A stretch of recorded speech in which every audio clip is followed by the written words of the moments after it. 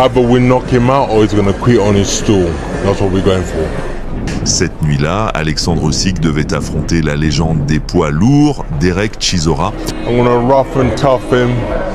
I'm going to war the African style. He's going to come with a European style. I am going to war.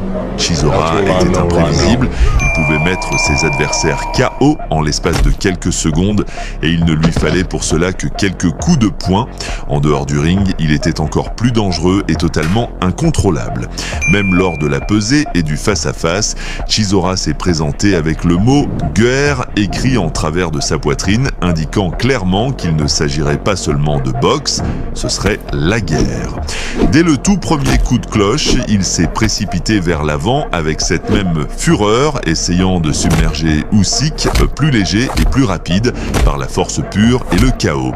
Chisora assène une énorme main droite et déjà dans le round d'ouverture, Usyk était à un cheveu de la défaite.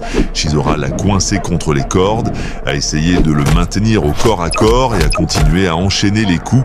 Usyk a été tellement étourdi par la puissance brute de ce coup d'ouverture qu'au début, il a à peine essayé de riposter.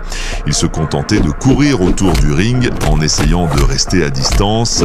Round après round, les poings lourds de Chisora continuaient de voler. Un autre impact, un autre coup dévastateur, mais Usyk ne s'est pas laissé entraîner dans une bagarre imprudente. Il esquivait prudemment, lançait quelques coups de poing et attendait patiemment que Chisora se fatigue, prêt à saisir l'instant pour prendre le contrôle. Mais pour l'instant, tout ce que nous voyons, c'est la domination de Chisora. Usyk court sur le ring et chute même par moments. Cependant, vers les 5e et 6e rounds, on pouvait voir le plan d'Usyk fonctionner. Chisora a commencé à s'épuiser, a cessé de gaspiller autant d'énergie et Usyk a semblé reprendre vie. Il a commencé à presser son adversaire, prenant complètement le contrôle et imposant son propre rythme. Dans les derniers rounds, Chisora avait pratiquement cessé de combattre. Il ne faisait que se défendre, essayant de survivre sur le ring, ou du moins d'éviter d'être mis KO pendant qu'Usyk brisait sa cadence et assénait des coups puissants.